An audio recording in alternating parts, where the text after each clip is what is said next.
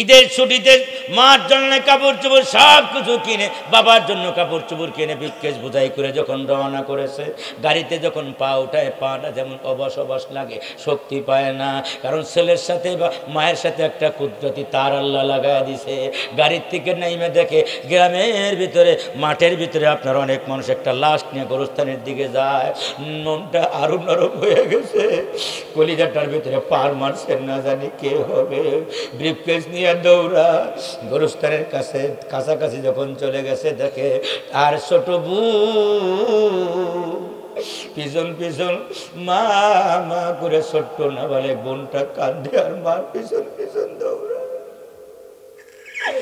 যুবক ব্রিফকেস নিয়ে গোরস্থানে গিয়া মার কবরের কাছে গিয়া মার কাপনের আপনার মুখটা খুলে দিয়া একটা চিৎকার দিয়া বলে, মাগো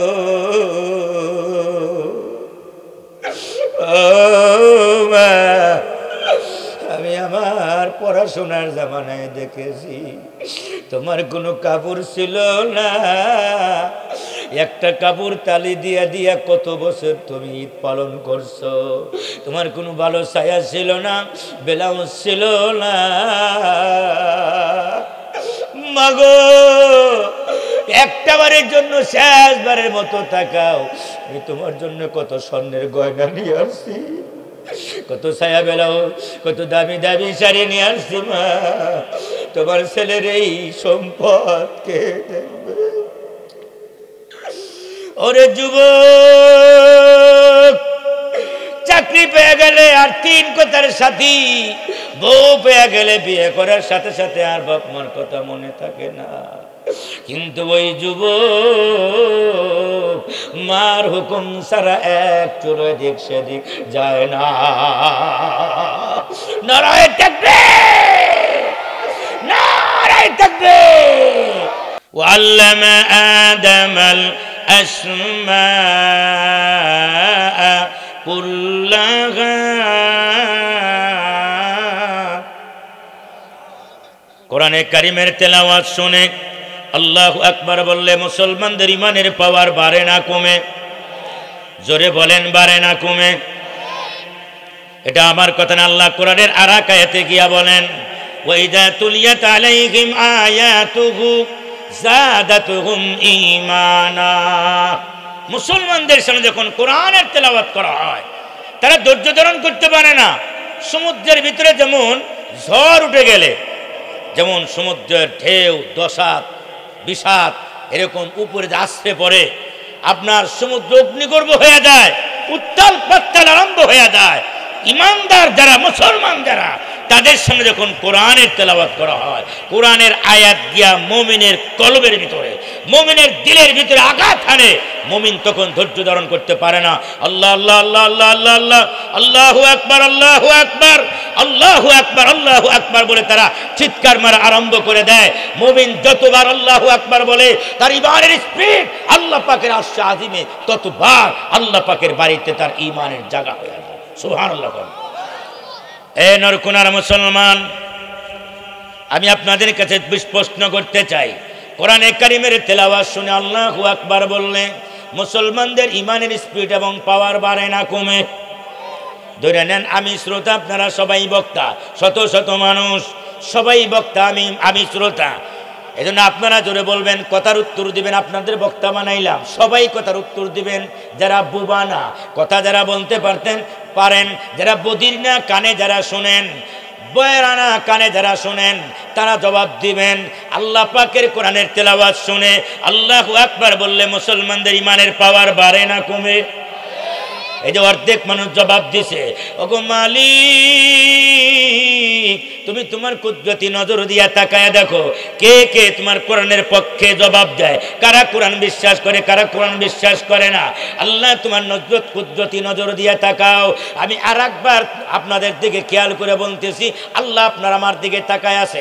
এবার চিৎকার দিয়া বলবেন যারা কোরআন বিশ্বাস করেন, আল্লাহর কোরআনের তেলাওয়াত শুনে আল্লাহু আকবার বললে মুসলমানদের ঈমানের পাওয়ার বাড়ে না কমে? এজন্য আমি যতক্ষণ আলোচনা করব আল্লাহু আকবার বলবেন, আল্লাহু আকবার বলবেন, হাত উঠাবেন, কারণ আপনার আওয়াজ শুধু আমার আওয়াজ না, আপনারও আওয়াজ সারা পৃথিবীর মানুষ কিন্তু শুনবে, আপনারা দেখবে, শুনবে। মারহাবা কোন, আরো জোরে কোন মারহাবা।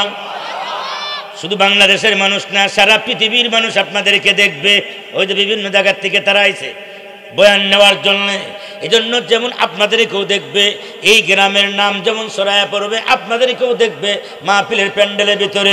জোরে কন্যা আল্লাহু আকবার।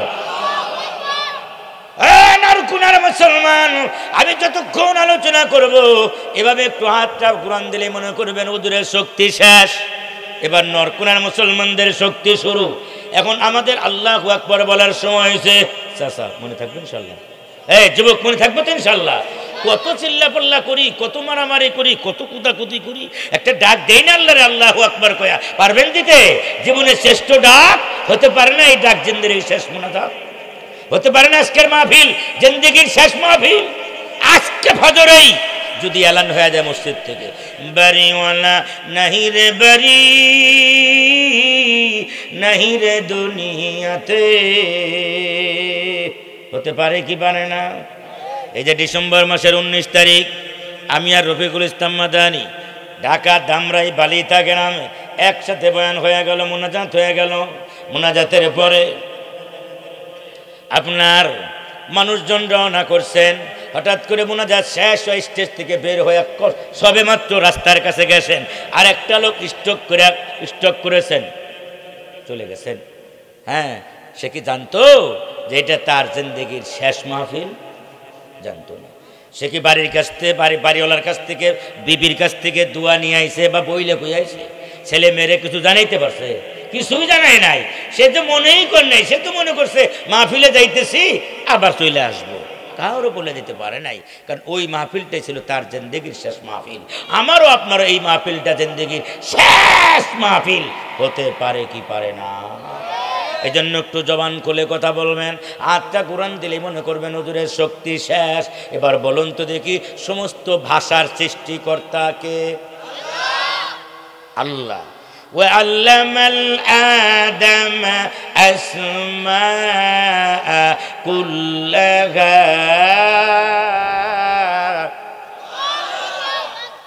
ثم عرضهم على الملائكة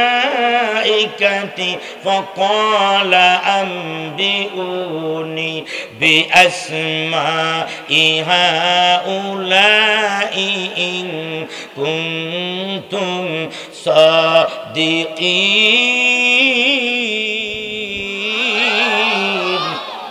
আল্লাহ আদম আলাইহিস সালামকে বানাইছে, কিভাবে বানাইলেন? মাটি দিয়া বানাইলেন। কি দিয়া? মাটি দিয়া। বানানোর পরে আদম আলাইহিস সালামরে বানানোর পরে বানাইতে বানাইতে ফেরেশতারা আপনার কাঁধ পর্যন্ত বানাইছে। কাঁধ পর্যন্ত। আল্লাহ কয়, হে ফেরেশতা থামো, আমার বান্দারে আর বানায়ো না। খলাকতু বিয়াদাই, আল্লাহ কয় আমি নিজে হাতে আমার বান্দার মুখমণ্ডল বানাবো। সুবহানাল্লাহ। আল্লাহ নিজে হাতে বান্দার মুখমণ্ডল বানাইলেন। এই জন্য হাদিস শরীফ আছে, লা তাজরিবুল বুজু, তোমরা মুখমণ্ডলের উপরে মাইরো না। আর আমাদের তো মারামারির প্রথম প্র্যাকটিসে হইল ঘুষি দিয়া নাক ফাটা, চোখ উঠায় দে, দাঁত ফালায় দে। জোরে কোন কথা ঠিক না? ঠিক বলেন। আল্লাহ নবী ডাক দা বলেন, উম্মতের সাবধান, মুখমণ্ডলের উপরে আঘাত করো না। কারণ মুখমণ্ডলের ভিতরে আঘাত করা মানে হইল আল্লাহর শক্তির উপরে আঘাত করা।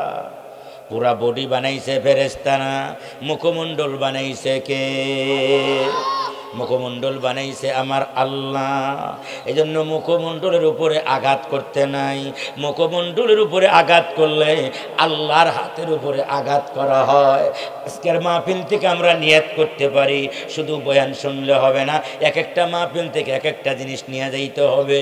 আল্লাহর মাহফিল, আজকের মাহফিল থেকে ওয়াদা করবেন, হুজুর যতদিন বেঁচে আছি কোনোদিন কারো মুখমণ্ডলের উপরে আঘাত করব না, বোর মুখে মারব না, ড্রাইভারের মুখে মারব না, কাজের বুয়ার মুখে মারব না, রাখালের মুখে মারব না, রাগের বসে কারো মুখে মারব না, মুখের উপরে জিন্দেগিতে আঘাত করব না, কারণ মুখের উপরে আঘাত করলে আল্লাহর হাতের উপরে আঘাত করা হয়। নিয়ত আছে কার কার একটু আল্লাহকে হাত উঠাইয়া দেখা। নারে তাকবীর। কোরআন সুন্নাহর আলো,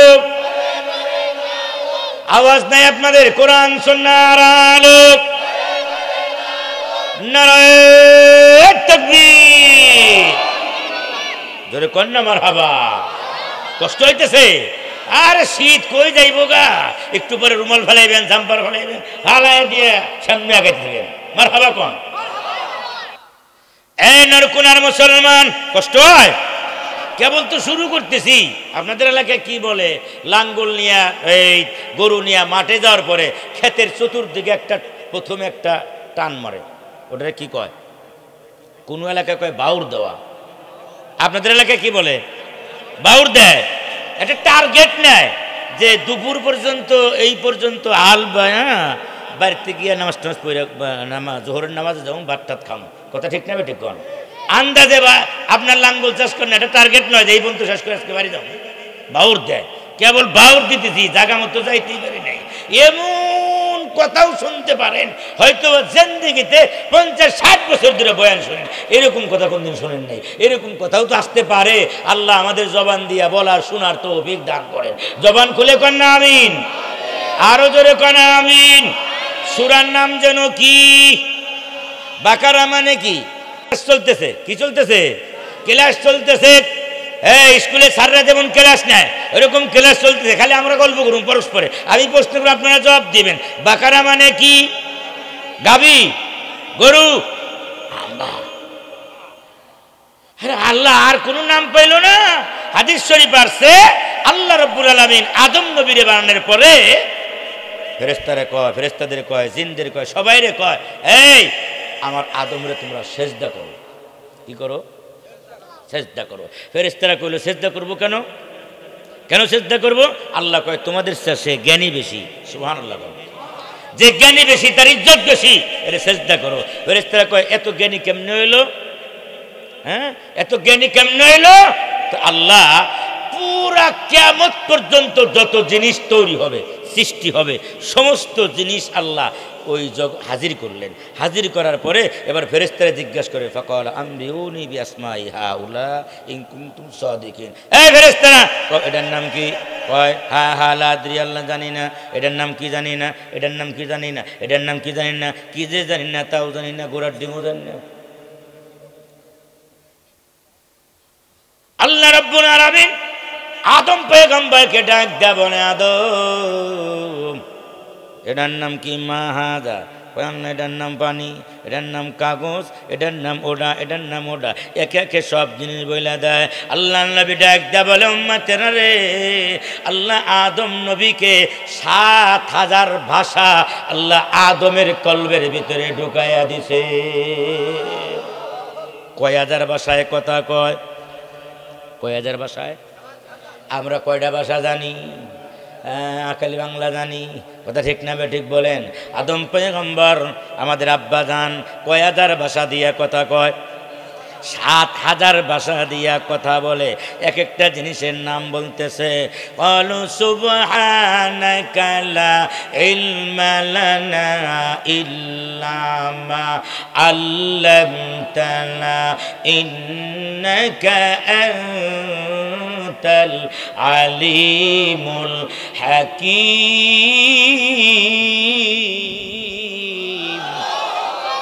মনে আছে আপনাদের?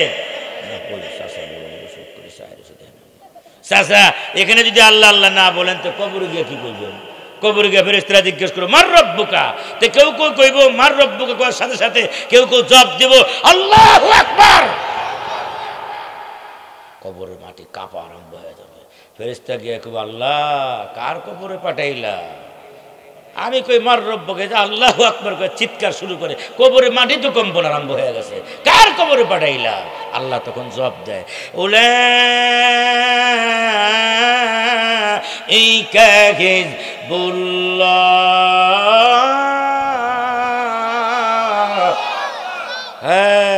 আমার দলের লোক। সুবহানাল্লাহ। এই চাচারে সারো নতুন চাচা ধরো, মানে এই চাচার কবরে কোনো প্রশ্ন টশ্ন করো না, আমার দলের লোক। সুবহানাল্লাহ। কোন এই দুনিয়ায় যারা আল্লাহু আকবার আল্লাহু আকবার আল্লাহ আল্লাহ বলে যারা অভ্যস্ত, কবরে যাওয়ার পরে অটোমেটিক তাদের জবানে আল্লাহ আল্লাহ আল্লাহু আকবার বের হবে। এই দুনিয়ায় যারা আল্লাহু আকবার বলে না, আল্লাহ আল্লাহ যারা বলে না, কবরে যাওয়ার পরেও তাদের জবানে আল্লাহ আল্লাহ বের হবে না। চিৎকার দিয়া কোন কথা ঠিক না বেটি? এজন্য জবানটা খোলেন, একটু শক্তি দেন। আমরা মুসলমান, আমরা হিন্দু না, আমরা খ্রিস্টান না, ইহুদিও না। রাম রাম কয় তারা, পূজার সময় তারা যে রাম রাম যখন বলে, এক গ্রামে 5 জন হিন্দু থাকলে পূজার সময় ঢোলের বাড়ি রাম রামের আওয়াজে পুরা রাত ঘুমান যায় না, এবং জোরে জোরে রাম রাম করে আওয়াজ দেয়। আর মুসলমান মনে কয়দিন ধরে ভাত মাত খায় না। মুসলমানদের জবানে আল্লাহর আওয়াজ নাই, কিন্তু নরকুনার মানুষ বড় শক্তিশালী আমার মনে হইতেছে। এই দেশের মানুষ আল্লাহু আকবার বলতে পারে, আপনারা কি পারেন নাকি আল্লাহু আকবার বলতে? আল্লাহ রাব্বুল আলামিন 7000 ভাষা আদম পয়গম্বরকে শিখাইলেন, কিন্তু আমার প্রশ্ন হইল, এত ভাষা আল্লাহ যারে শিখাইলেন, আল্লাহ তামাম দুনিয়ার ভাষার সৃষ্টিকর্তা, সেই আল্লাহ কেন এই সূরার নাম গাভীর সূরা রাখলেন? আর কি নাম আল্লাহ খোঁজা পায় না? সুন্দর সুন্দর নামও তো দিতে পারতেন, গাভীর সূরা কেন দিলেন? এই প্রশ্নটা আমাদের হয় কি হয় না? কেন আল্লাহ গাভীর সূরা দিলেন? আল্লাহ রাব্বুল আলামিন একটা ঘটনা নিয়ে আসবেন, গাভীর একটা হাম্বার একটা ঘটনা নিয়ে আসবেন। আল্লাহ যদি গরুর ঘটনা, হাম্বার ঘটনা যদি বলে, গাভীর ঘটনা যদি আল্লাহ বলে, নিশ্চয়ই ঘটনাটা আল্লাহর কাছে অনেক প্রিয় ঘটনা, অনেক দামি ঘটনা, বড় আশ্চর্যজনক ঘটনা। এমন ঘটনা, যেই ঘটনা আপনার গাভীর ঘটনা, যেই ঘটনা মরা মানুষ জিন্দা হইয়া যায়, মরা মানুষ জিন্দা হইয়া যায় যেই ঘটনায়, ওই ঘটনার নাম হলো গাভীর ঘটনা। কেমনে মরা মানুষ জিন্দা হয় আমি একটু আপনাদের কাছে কোরআন দিয়ে আলোচনা করতে চাই। মরা মানুষ জিন্দা হতে পারে কি? আল্লাহ করতে পারে কি পারে না? জীবন দেয় কে? মরণ দেয় কে? তাহলে আল্লাহ মরা মানুষকেও জীবন দিতে পারে কি পারে না? আল্লাহ সূরা ইয়াসিনের ভিতরে বলেন, কুলি হিয়াল্লাযী আনশাআহা আউওয়ালা মাররা, প্রথম যিনি তোমারে বিনা নমুনায় বানাইছে, ওই আল্লাহ তোমারে আবার মারা যাওয়ার পরে আবারও তোমাকে বানাইতে পারে। কথা ঠিক না? আগে তো কিছু ছিল না, তুমি বিনা নমুনায় বানাইছে। কোনো নমুনা নাই, কোনো মডেল নাই সামনে, মডেল ছাড়া, নমুনা ছাড়া আল্লাহ তোমারে বানাইছে। একবার বানানোর পরে, মারা যাওয়ার পরে সেখান থেকে আবার বানানোটা আরো সহজ বেশি। কি বলেন? কথা ঠিক না বেটে বলেন? ও মুসলমান ভাইরা আমার, সূরা বাকারাটা আল্লাহর কাছে বড় দামি সূরা। আল্লাহ নবী, বিশ্ব নবী রহমাতুল লিল আলামিন বলেন, তাআল্লামু সূরাতাল বাকারাতি ওয়া আলা ইমরানা। ও আমার উম্মত, তোমরা সূরা বাকারা শিখো আর সূরা আলে ইমরান পাঠ করো, এটা তোমরা শিক্ষা গ্রহণ করো। ফাইন্নাহুমা আয-যাহরাওয়ানে ইয়াজিল্লানে সাহিবাহুমা ইয়াউমাল কিয়ামা কাআন্নাহুমা গমামাতা। আল্লাহর নবী ডাক দেয়া বলে, উম্মতেরা রে, তোমরা সূরা বাকারা শিখো, তেলাওয়াত করা শিখো, সূরা আলে ইমরান শিখো। এই দুইটা সূরা আল্লাহ রাব্বুল আলামিন কিয়ামতের ময়দানে, এই দুইটা সূরা তোমাকে কিয়ামতের ময়দান যেদিন কায়েম হবে, সূর্য যেদিন শিবরাম মিনার রাশি, আল্লাহর নবী বলেন, উম্মতেরা রে, সূর্যের এখন আপনার একটা মাত্র মুখ কোটি কোটি মাইল উপর থেকে আমাদের দিকে ছেড়ে দেওয়া হয়েছে। হাসরের ময়দান যেদিন কায়েম হবে, সূর্য তার সবগুলো মুখ একদিকে করে আমার দিকে যখন সবগুলো মুখ একসাথে আপনার তাপ দেওয়া যখন আরম্ভ করবে, এখন একটা মুখ ধৈর্য ধারণ করতে পারি না, গরম লাগে। গাড়িতে এসি, বাড়িতে এসি, অনেকে বাথরুমের ভিতরে এসি লাগায়, অফিসে এসি, সব জায়গায় এসি, এসি ছাড়া ধৈর্য ধারণ করতে পারে না। কিন্তু এই সূর্য সবগুলো মুখ একসঙ্গে যখন হাসরের ময়দানে আমার আপনার দিকে যখন ছেড়ে দেওয়া হবে, শুধু আপনার না আমি না সবার দিকে যখন ছেড়ে দেওয়া হবে, মানুষের মাথার মগজগুলো খুলে খুলে পড়তে থাকবে, শরীরের চামড়াগুলো আপনার গলে গলে গলে গলে নিচের দিকে পড়তে থাকবে। ওই আগুনের তাপের চাইতে ওই হাসরের ময়দানের তাপমাত্রা হবে আরো বেশি কঠিন।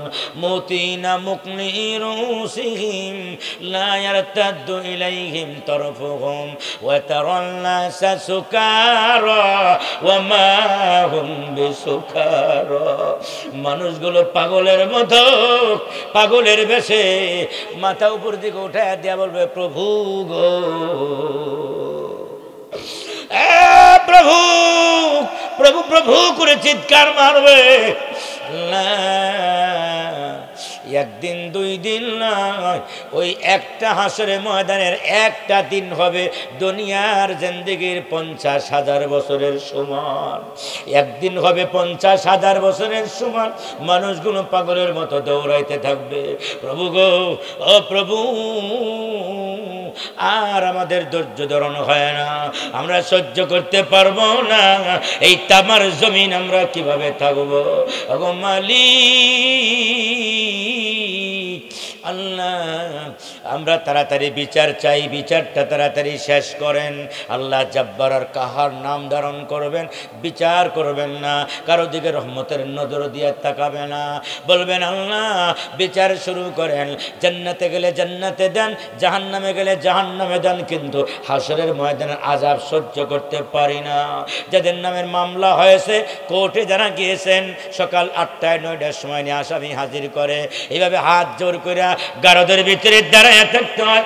আপনার জজ 10টা আসতে পারে, 12টা আসতে পারে, 2টা আসতে পারে, কোনো আসামি জজরে ধমক দিতে পারে না, আপনি এত দেরি করে কেন আসলেন? সকাল 9টার থেকে আমরা দাঁড়ায় রয়েছি গারদের ভিতরে।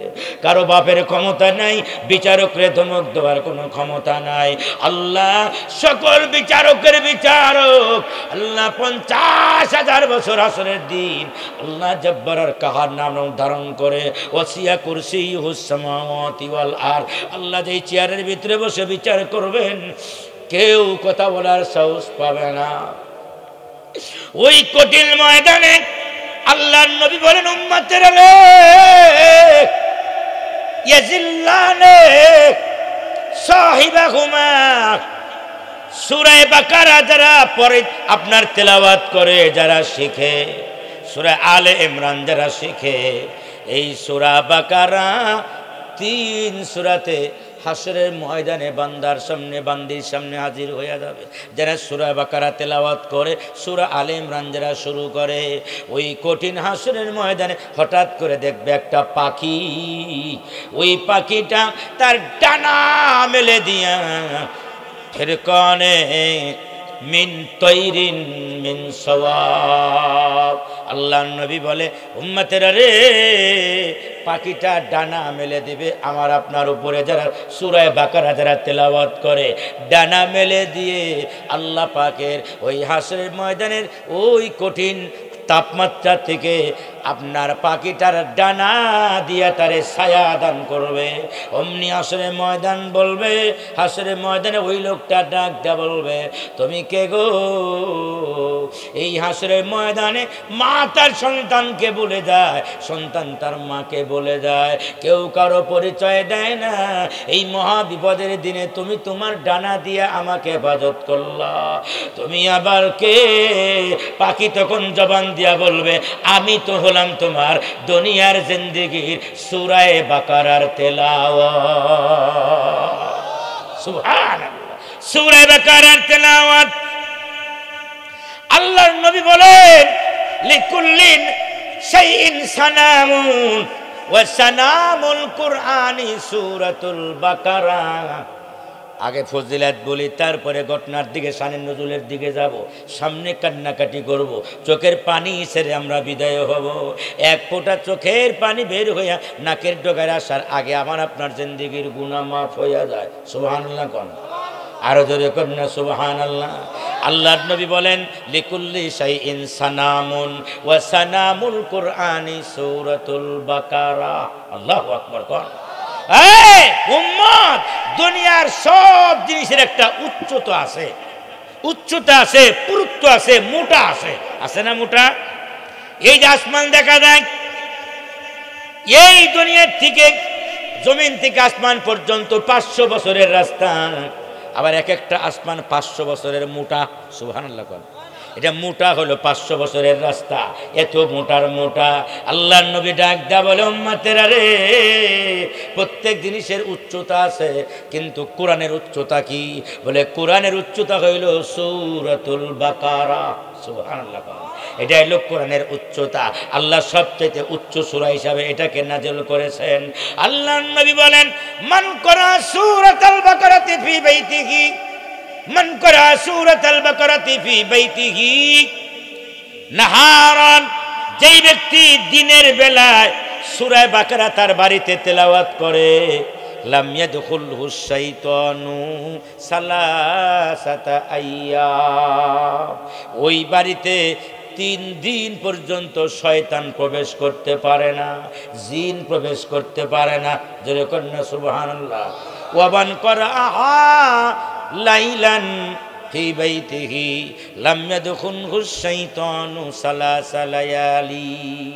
আল্লাহ রাসূল কয়, রাত্রে বেলায় যদি তেলাওয়াত করে সূরা বাকারা, যেই বাড়িতে পড়ে, 3 রাত পর্যন্ত কোনো আপনার ক্ষতিকারক জিন, মানুষ, আপনার শয়তান ওই বাড়িতে প্রবেশ করতে পারে না। আল্লাহু আকবার, আল্লাহু আকবার। এ দুনিয়ার মুসলমান, আপনি সূরা বাকারা পড়ে ঘুমাবেন, যেই রাত্রে আপনি পড়বেন, 3 রাত পর্যন্ত আপনার বাড়িতে চোর, ডাকাত, সন্ত্রাসী। কারণ আপনার এই শয়তান আবার 2 প্রকার, মিনাল জিন্নাতি ওয়ান নাস, মানুষ শয়তান, জিন শয়তান 2 প্রকার আছে। কোন শয়তান তার বাড়িতে প্রবেশ করতে পারে না যেই ব্যক্তি তার বাড়িতে সূরা বাকারা পড়ে। জোরে সোরে কন্যা সুবহানাল্লাহ। নরকুনার মুসলমান, সূরার নাম হলো সূরাতুল বাকারা। মনে আছে তো? গাভীর সূরা। কেন আল্লাহ গাভীর সূরা নাম দিলেন?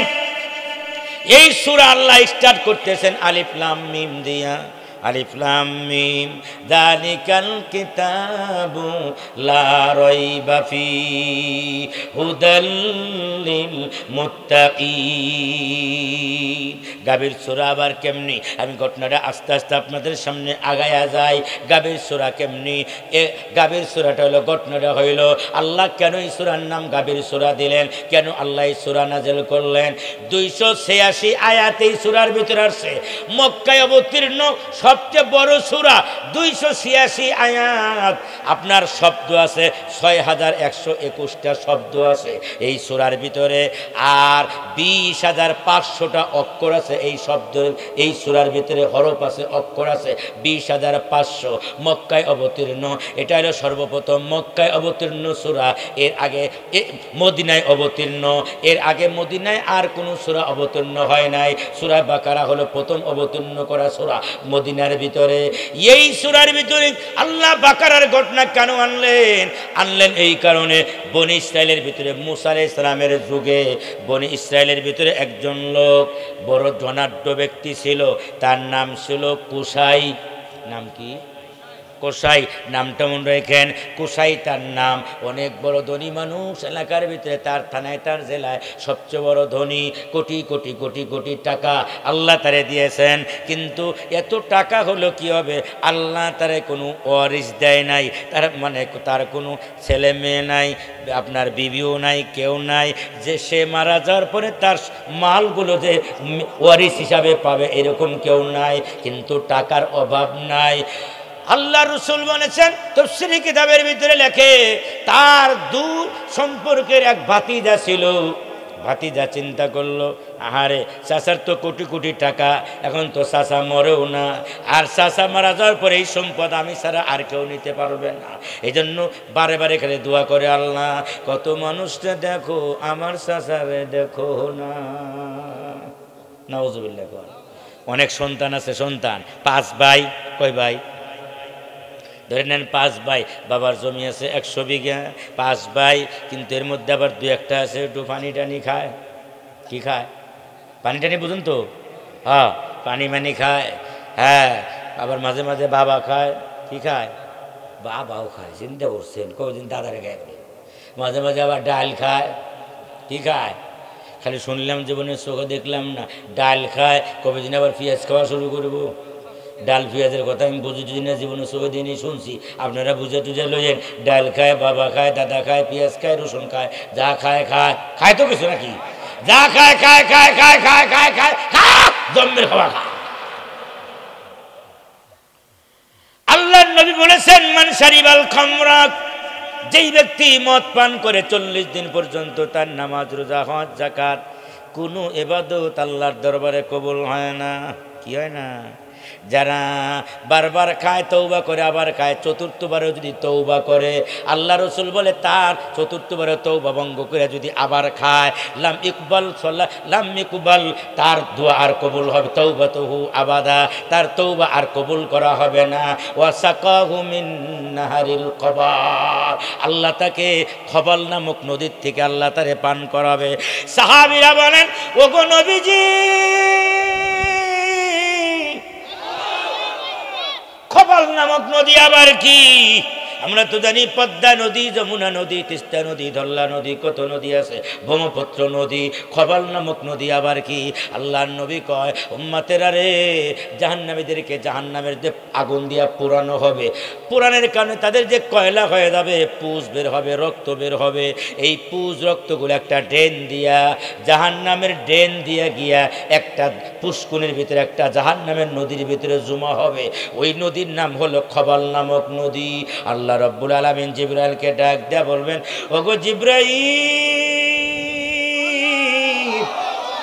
ওই যে দুনিয়ায় যারা ডাল খাইছে, পেঁয়াজ খাইছে, রসুন খাইছে, বাবা খাইছে, দাদা খাইছে, যা খাইছে খাইছে, ওগো ধরে লয়ে এসো, সবগুলোর এক জায়গায় করা হইবে। যত আপনার নেশা খানেওয়ালা যা আছে সবাই এক জায়গায় করা হবে।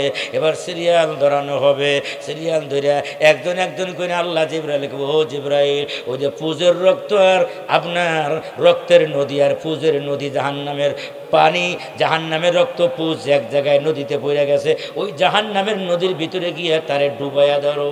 এবার যা ফেরেশতা জিবরাইল গিয়া, এবার মদখোর, ডালখোর, পেঁয়াজখোর গিয়া গাড্ডা ধরে পানির মধ্যে ওই রক্তের নদীতে, পুজের নদীতে চুবাইয়া ধরবো, কয়ে খা জুক ফাইন্নাকা আনতাল আজিজুল কারীম, খা, জম্মের খাওয়া খা। এবার যখন কিছুক্ষণ ডুবাইয়া রাখবো ওই পুজের নদীতে, নিশ্চয় আর জিবরাইল, তোর বাবা খাওয়া বসকে, যখন কথা ঠিক না ঠিক বলেন। এই নরকুনার মুসলমান, আল্লাহ কোরআনে বলেন, ওয়াসাকাহুম রাব্বুহুম শারাবান তাহুরা, একটা চিৎকার দিয়ে কোন আল্লাহু আকবার। আল্লাহ কয়, সাকাহুম রাব্বুহুম শারাবান তাহুরা, জান্নাতীরা যখন জান্নাতে যাবে, দুনিয়ায় যারা ডাল পেঁয়াজ খায় নাই, মদ খায় নাই, গাঞ্জা খায় নাই, বাবা খায় নাই, ওটা খায় নাই, সেটা খায় নাই, আল্লাহ জান্নাতে যাওয়ার পরে তাদেরকে শরাব পান করাবে। সুবহানাল্লাহ। তাদেরকে মদ পান করাবে, কিন্তু দুনিয়ার মদ না। দুনিয়ার মদ খাইলে তার মাথা টাল তার ছিঁড়া যায়, রাস্তা দিয়ে হাঁটে আর কয়, কিরে সব দেখি রাস্তা দিয়ে, আমি দিন আকাশ দিয়ে উড়ি, কারণ তার তার একটাও নেই। কথা ঠিক না বেঠিক কন? আবার বাড়িতে গিয়া বউর ডাক দেয়, মা ভাত দে, তার আছে না গেছে? একটা গেছে না, সব ঠিক আছে? জোরে কোন কথা ঠিক না বেঠিক বলেন? এইগুলো কি আপনাদের এলাকায় আসছে? এই নরকুন আয় নাই হলো আইছে, গোপনে গোপনে, আপনারা জানেন না, ঘরে ঘরে ঢুকে গেছে। যেরকম কথা ঠিক না ঠিক বলেন? বাবাও খায়, ছেলেও খায়, মেয়েও খায়, বউ খায়, কথা ঠিক না ঠিক বলেন? আর ঢাকা শহরে তো পরিবার সহ একসাথে ওই খাবারের টেবিলে নিয়ে সবাই মিলেমিশে খায়, নাউজুবিল্লাহ। আমরা এখানে খাবো না, এখানে খাবো না। এখানে যে খায় জাহান্নামে, জান্নাতে যাওয়ার পরে তার জন্য মদ হারাম, সে মদ পাবে না। আর এখানে যে খাবে না, জান্নাতে তার জন্য ফরজ, সে ওখানে গিয়ে মদ খাবে। আমরা দুনিয়ায় খাবো না, জান্নাতে গিয়ে খাবো ইনশাআল্লাহ। জিন্দেগিতে মদের বোতল মুখে আনবো না। এরকম নিয়াত আছে কার কার? যা হয়েছে হয়েছে, তওবার নিয়াতে হাত উঠান, তওবার নিয়াতে হাত উঠান। নারায়ে তাকবীর। কোরআন সুন্নাহর আলো, কোরআন সুন্নাহর আলো। নারায়ে তাকবীর। কষ্ট হইতেছে আপনাদের? কষ্ট হয়? কষ্ট হয় কার কার? আমার দেন তাড়াতাড়ি মোনাজাত দিয়ে দিই। মাশাআল্লাহ, একজন নাই। চলবো একটু নামাজ, না মোনাজাত দিয়ে দেবো? চলবো? কতক্ষণ চলবো? সারা রাত। মারহাবা কোন যে নিয়ত করছে সারা রাত, ওস্তা সারা রাত হবো না, কিন্তু সারা রাত ঘুমায় থাকবো আর ফেরেশতারা বসে বসে তার কাছে সব দেখতে থাকবে ফজর পর্যন্ত। সুবহানাল্লাহ। নিয়াত মুমিন যা করে ওই হিসেবেই আল্লাহ ফেরেশতারা সব লিখে দেয়। সুবহানাল্লাহ, সুবহানাল্লাহ। আমরা এখানে খাবো না, জান্নাতে গিয়ে খাবো ইনশাআল্লাহ। ওই যে বনি ইসরাইলের ধনাঢ্য ব্যক্তি মনে আছে তো? হ্যাঁ, তার কোনো ওয়ারিস নাই, দূর সম্পর্কের ভাতিজা চিন্তা করে চাচা মরেও না, টাকাগুলো আত্মসাৎ করতে পারি না, নিতেও পারি না, মরে না কে। এই জন্য অনেক ছেলেরাও আপনার বাপের জন্য দোয়া করে, আল্লাহ কত মানুষকে দেখো বুড়ারে কি সোহে দেখো না, আঙ্গুবাড়ির বুড়ারে দেখো না, বুড়া মরে না কে। মানে বুড়া না মরলে তো জমি ভাগ পাইতেছে না ছেলেরা। যেরকম কথা ঠিক না ঠিক বলেন? ছেলে হইয়া বাবার নামে বদদুয়া করে, ওরে বাটপার, ওরে শয়তান। আবার বেশি দেরি নাই, কয়দিন পরে গিয়া তোমার ছেলেও তোমার জন্য বদদুয়া করবে। যেরকম কথা ঠিক না ঠিক বলেন? আমি আমার বাবার জন্য বদদুয়া করতেছি, কদিন পরে আমার ছেলে আমার জন্য একই দোয়া করবে। কথা ঠিক না? কিন্তু আল্লাহ ওই কুসাই বনি ইসরাইলের ধনাঢ্য ব্যক্তি, নাম কি? নাম বলে রেখেন, কিন্তু ঘটনা লম্বা আছে, আছেন তো ইনশাল্লাহ, কিন্তু কানতে হবে, কান্দে কান্দে যাবো ইনশাআল্লাহ। কুসাই এবার চিন্তা করে না না, ও লম্বা হায়াত পাইছে, মরে না। এই যে পাইছে হায়াত, মরে তোর মরেই না। এবার বাতিজা চিন্তা করলো, চাচাই তোর মরে না, আমার টাকা দরকার, একটা কাজ করতে হইব। কয় কি? কয় রাতের আধারে চাচারে বিদায় করতে হইব। নাউজুবিল্লাহ। কি করতে হইব? রাতের আধারে চাচারে বিদায় করতে হইব। আল্লাহ করনে বলে, মান কাতালা নাফসাম বিগাইরি নাফসিন, যে কোনো ব্যক্তিকে নিরপরাধ কোনো মানুষকে হত্যা করে, ফাকা আন্নামা কতালা নাস জামিয়া, সে যেন পুরা দুনিয়ার মানুষকে হত্যা করলো। পুরা দুনিয়ার মানুষকে হত্যা করার আপনার গুনাহ তার আমলনামার ভিতরে দেওয়া হবে। কিয়ামতের দিন তাকে বলা হবে, তুমি পুরা দুনিয়ার মানুষ হত্যা করেছো। একজন যদি হত্যা করে, নিজে হত্যা করুক অথবা অন্যজন দিয়ে হত্যা করাক, অর্ডার দিয়ে হত্যা করাক, অন্যজন হত্যা করাক, পুলিশ দিয়ে হত্যা করাক, যেভাবেই হত্যা করায় না কেন, একজন মানুষকে হত্যা করলে কিয়ামতের দিন আল্লাহ পুরা দুনিয়ার মানুষ হত্যার গুনাহ আল্লাহ তার আমলনামার ভিতরে দিয়ে দেব। আমাদের দেশে এরকম মানুষ আছে না নাই? পুলিশ দিয়া মানুষ মারায়, হ্যাঁ, একজন না শত শত, হাজার হাজার মানুষ মেরে ফেলায় পুলিশ দিয়া। যেরকম কথা ঠিক না ঠিক বলেন? এরকম মানুষ আমাদের দেশে আছে না নাই? আবার অনেক মানুষ সামান্য দ্বন্দ্ব পইরা এক নিজে মারে না, আরেকজনকে টাকা দিয়া মারা, 1 লাখ 5 লাখ 10 লাখ টাকা চুক্তি করে মেরে ফেলানোর জন্য। যেরকম কথা ঠিক না ঠিক বলেন? নিজে মারেন আর অর্ডার দিয়া মারান, টাকা দিয়া মারান, একই কথা। আপনাকে আল্লাহ পুরা দুনিয়ার হত্যার আপনার গুনাহ দিয়া কিয়ামতের ময়দানে উঠাবে।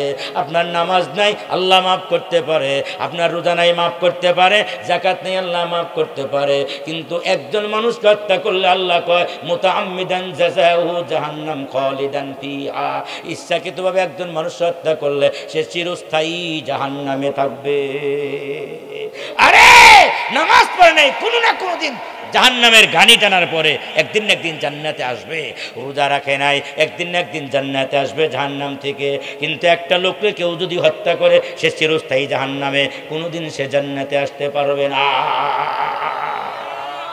খেলা আছে, খেলা হবে, খেলা শুধু দুনিয়ায় হবে না, আখিরাতেও খেলা হবে। কি বলেন? কথা ঠিক না ঠিক? খেলা হবে। আমাদের দেশের কত মানুষ কইতো, কি কইতো? খেলা হবে। খেলা খালি বাবু দুনিয়া হবে না বাবু, খেলা আখিরাতেও হবে। ও বাবু, খেলা আখিরাতেও হবে। খেলা আছে যেরকম কথা ঠিক না ঠিক বলেন?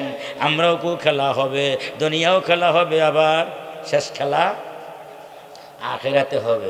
একজন মানুষকে হত্যার দায় পুরা দুনিয়ার হত্যার আমলনামা আল্লাহ আমার আপনার আমলনামার ভিতরে দিবে। খেলা তো হবেই। আল্লাহ ওই খেলার থেকে আল্লাহ আমাদেরকে ইবাদত করেন। জবান খুলে কন্যা আমিন। এবার ভাতিজা চিন্তা করলো, চাচা মরে না কিন্তু আমার টাকা লাগবে। টাকা তো চাচার জমি জমা তো নিতে পারি না, টাকা পয়সা নিতে পারি না। রাত্রের গভীরে চাচা এক জায়গার থেকে দাওয়াত খেয়ে আসতেছে, উনি দাঁড়ায় রয়েছে অন্ধকারের ভিতরে। অন্ধকারে চাচা যখন কাছাকাছি চলে আসে, ওই যে কুসাই, মনে আছে তো? ধনাঢ্য ব্যক্তির নাম কি? কুসাই। দাওয়াত খেয়ে আসতেছে। এবার ভাতিজা জঙ্গল থেকে বের হয়ে কয়, আসসালামু আলাইকুম। এই কেরে আবার? এই বেস্তা, তুমি আবার আজরাইল কবে হইলে? কয় না, আজরাইল আসার আগে আজরাইল আইসে আপনার কাছে। কয় কেমনি? কয় তুমি মরো না, টাকা পয়সাও নিতে পারি না, আজকে তোমার শেষ, তওবা করো তাড়াতাড়ি। চাচারে ধরে মারছে, মারার পরে কান্দে করে নিয়ে আপনার 3 রাস্তা বা 4 রাস্তার ভিতরে রাস্তার কাছে নামায় দিয়েছে, অন্য বাড়ির কাছে গিয়ে নামায় দিয়েছে। নামায় দিয়ে আসছে, রাত্রে কোনভাবে কাটায়, সকালবেলায় আবার ফজরের নামাজের পরে সূর্য ওঠার পরে আবার ওই নিজের বাতি যায় আপনার পুরা গ্রামে খালি কান্নাকাটি করতেছে।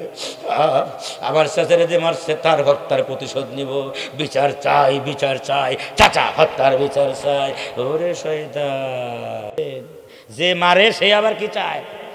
হ্যাঁ, যে মারে আবার বিচার চাই, বিচার চাই, বিচার চাই, চাচা হত্যার বিচার চাই। এটা আমি ছাড়বো না, এটা করবো, সেটা করবো।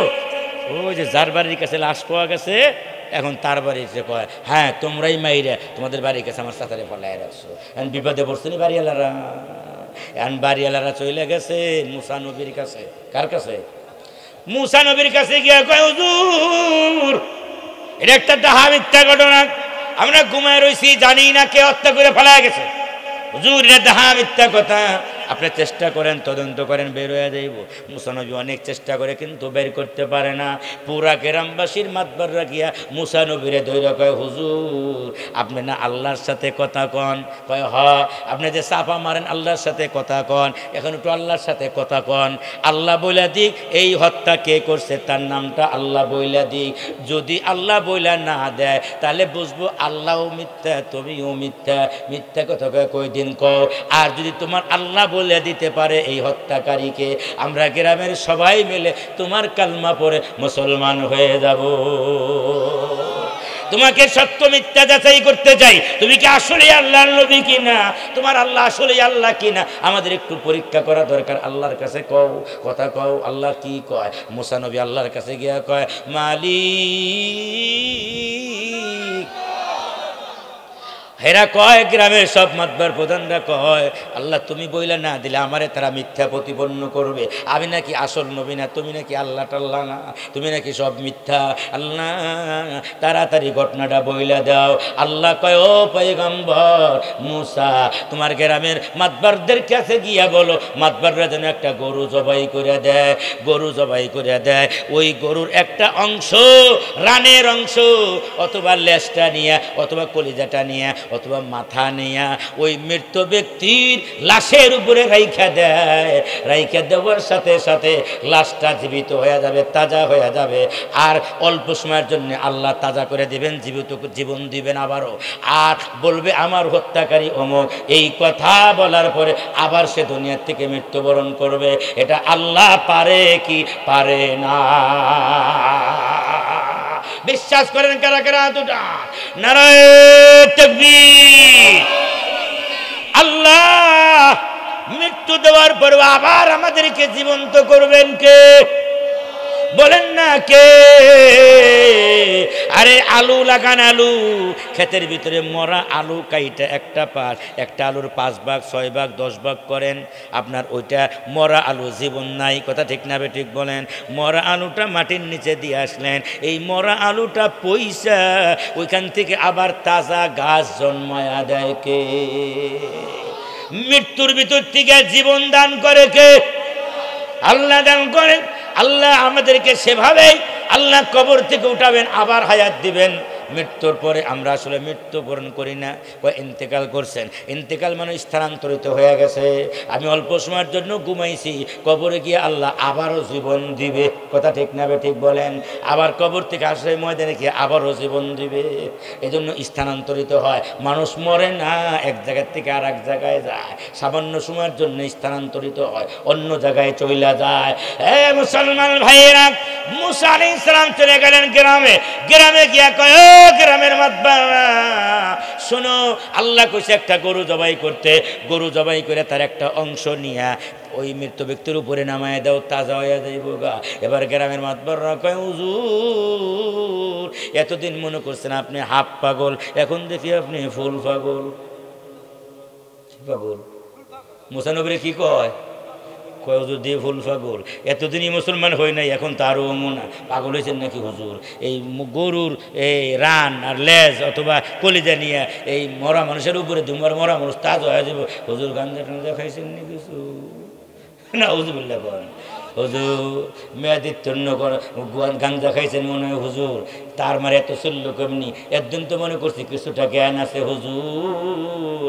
মুসা পয়গম্বর বলে, এ গ্রামবাসীরা, আল্লাহ যা কয় সেটাই মানার মধ্যে কামিয়াবি, ওটার মধ্যেই কামিয়াবি। এবার গ্রামবাসীরা কয়, হুজুর হ্যাঁ ঠিক আছে কইছে যেহেতু তোমার আল্লাহ। বলো আতাত্তাখিজুনা, এই ছেলে আমার চা পানি কিছু লাগবে না, ডিস্টার্ব দিবেন, আইসো না আমার কাছে। মারহাবা কোন, আরো জোরে কোন মারহাবা। কয় আতাত্তাখিজুনা হুজুয়া, তোমার আল্লাহ মনে ঠাট্টা করছে আমগো লাগবে। হ্যাঁ, এই মানুষ আবার জীবিত হইবে, এইভাবে জীবিত কোন দিন? আল্লাহ মুসা নবী কয়, আল্লাহ কইছে যেহেতু কইরেই দেখো। সুবহানাল্লাহ, কইরেই দেখো। এবার মুসা নবীর উম্মত হলো ঠেটা উম্মত। কি উম্মত? খালি প্যাঁচ লাগায়, প্যাঁচ লাগায়। নোয়াখালীতে কয় হ্যাস লাগায়। এমন হ্যাস লাগায় আর ছোটান যায় না, খালি প্যাঁচ লাগাইতেছে। ও পয়গম্বর মুসা, বুঝতে পারলাম আল্লাহ কইছে গরু জবাই করতে, কিন্তু গরুটা কেমন হবে তা তো তোমার আল্লাহ বলে না।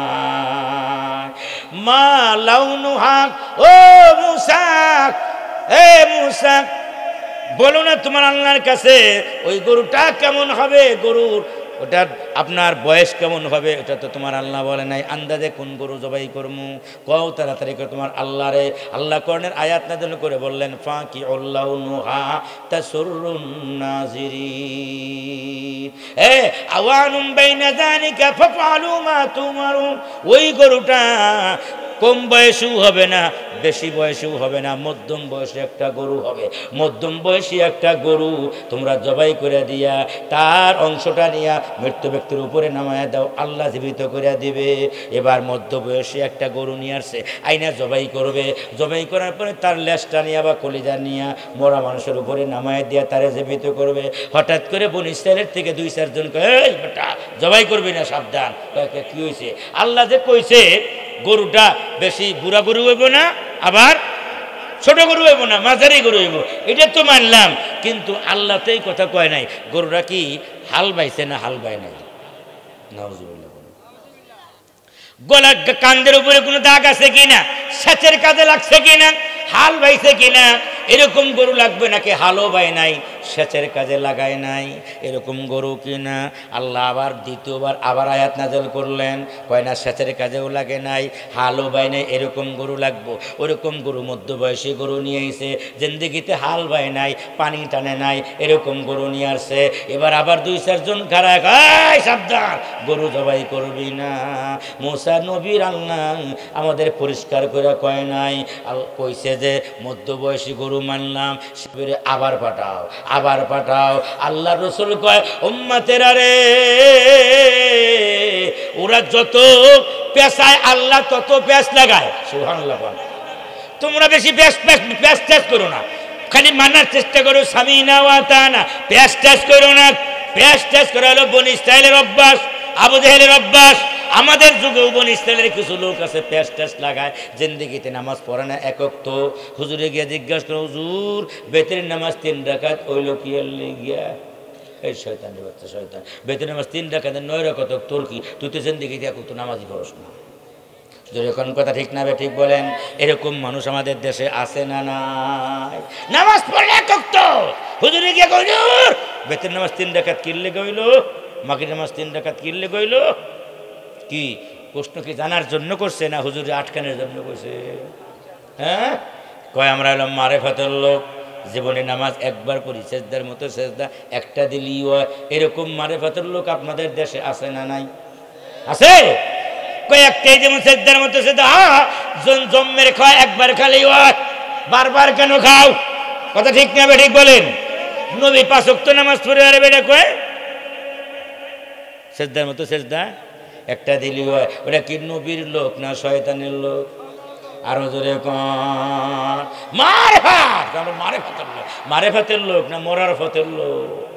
মরার ফতের লোক। জোরে কোন কথা ঠিক না ঠিক?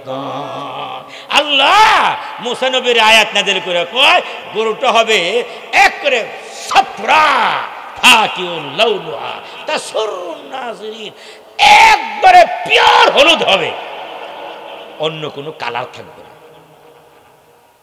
মাথার থেকে নিয়ে পা পর্যন্ত করে পুরাটাই পিওর হলুদ, অন্য কোনো কালার থাকবে না। মানুষের দৃষ্টি কাইরা না এরকম গরু লাগবে। এবার গরু খোঁজাখুঁজি আরম্ভ হয়ে গেল। আপনার বয়স পায়, মধ্য বয়সী পায়, কিন্তু কান্দে জোয়ান দেওয়া, আবার কান্দে জোয়ান ছাড়াই পায়, কিন্তু গরু বুড়া হয়ে যায় অথবা কম বয়সী হয়ে যায়। আবার কান্দেও জোয়াল নাই, গরু মধ্য বয়সী পায়, কিন্তু হলুদ গরু পায় না। আবার হলুদ পায়, কিন্তু মাঝখানে একটু কালো আছে, একটু সাদা মিশ্রিত, লাল মিশ্রিত, ডাইরেক্ট হলুদ না, পিওর হলুদ না। পুরা গরুটা, পুরা এলাকা, থানা, জেলা, পুরা দুনিয়া খুঁজতে আরম্ভ করলো, গরু আর পায় না, ওরকম গরু পায় না। ওইদিকে আর একজন আল্লাহর ওলি বনে ইসরাইলের মুসা নবীর পয়গম্বরের একজন যুবকের যুগ গেল, আর একজন ওলি, ওই ওলি যখন মারা যাবেন, আল্লাহর ওলি, মানলাহুল মৌলা ফালাহুল কুল, আল্লাহর ওলি যে হইয়া যায়, আল্লাহর যে হইয়া যায়, পুরা দুনিয়া তার হইয়া যায়। ধরে কোন কথা ঠিক না ঠিক বলে? নারায়ে তাকবীর। আরে আল্লাহর ওলি দুনিয়া থেকে বিদায় হয়ে যাবেন, বয়স হয়ে গেছে, বিদায় হয়ে যাবেন, কিন্তু সন্তানের জন্য কি রেখে যাবেন? কোনো সম্পদ নাই, সম্পদ টম্পদ কিছুই নাই। আর আমাদের দেশের আল্লাহর ওলি হইল আপনার বসে থাকবে, আর মুরিদরা বড় বড় গরু লইয়া, ধান নিয়া, চাল নিয়া আপনার বাবার দরবারে যাইব, আর বাবা পেট ভরি বড় কইরা কইরা 1000 কোটি টাকার মালিক হবে, তার নাম খাজা বাবা। ধরে কান কথা ঠিক না বেটি বলে? হজেও যায় না অনেক খাজা বাবারা, হজে যায় না কেন? হজে যাওয়ার দরকার নাই, কাবা শরীফের কাছে আমার যাওয়ার লাগে না, কাবা শরীফ আমার কাছে আসে। নাউজুবিল্লাহ কবেন না জোরে, আরো জোরে করলেন নাউজুবিল্লাহ। কাবার কাছে আমি যাবো কেন? কাবা আমার কাছে আসে। নাউজুবিল্লাহ। ওরে খাজা বাবা, গাঞ্জা খাবা? কয় কেজি খাইছো বাবা? ধরে কোন কথা ঠিক না ঠিক বলেন? ওরে শয়তানের শয়তান কয় খানায় কাবায় আমার যাওয়ার দরকার নাই, কাবা শরীফ আমার কাছে আয়া পড়ে। নাউজুবিল্লাহ কর, আরো জোরে কর না নাউজুবিল্লাহ। হে মুসলমান, ওই যে আল্লাহর ওলি, আসল যারা আল্লাহর ওলি, তাদের কোনো টাকা পয়সা থাকে না। ধরে কোন কথা ঠিক না ঠিক বলেন? ওরা বেশি চিন্তা করে না দুনিয়া নিয়ে, আখিরাত নিয়ে চিন্তা করে। কথা ঠিক না ঠিক বলেন? যেই পীরে দুনিয়া চায় আপনার কাছ থেকে নিতে চায়, বুঝবেন যে এটা আসল পীর না শয়তানের পীর। যেরকম কথা ঠিক না ঠিক বলেন? আর আসল পীর হলো আপনার আমল ঠিক করে দেওয়ার জন্য পাগল হয়ে যাবে, কিভাবে আপনারা জান্নাতি বানাবে সেই পাগল হয়ে যাবে। যেরকম কথা ঠিক না ঠিক? আসল পীর যিনি হবেন, ধনী গরিবের ভিতরে কোনো পার্থক্য তার কাছে থাকবে না। যেরকম কথা ঠিক না ঠিক?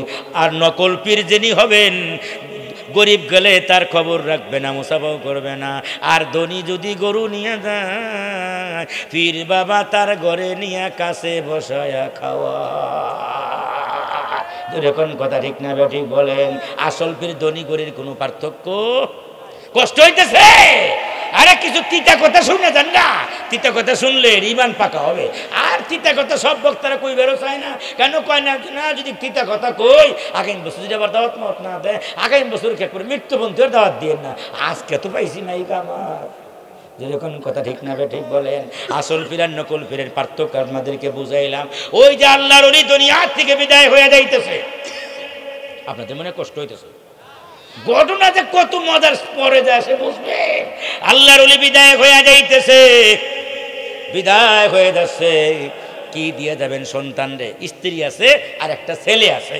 এখন স্ত্রী ডাক দিয়া কয়, শুনছনি আমার মনে হয় যাওয়ার সময় হয়ে গেছে, আমি আর মনে হয় দুনিয়া বেশি দিন থাকবো না, তো একটা কাজ করি, সন্তানটাও ছোট, নাবালেক সন্তান, আমি একটা গরুর বাছুর দিয়ে গেলাম। এই যে গরুর বাছুর দিয়ে গেলাম, এটা খুব সুন্দর বাছুর। এ বিবি, এই বাছুরটার প্রতি মানুষের নজর পড়বে। এটা মানুষ কাইরে নিয়ে যাবে, চুরি করে নিয়ে যাবে, ডাকাতি করে নিয়ে যাবো। এত সুন্দর গরু আল্লাহ আর বানায় নাই দুনিয়াতে। কিন্তু এই বাছুরটা যেন নজর না পড়ে।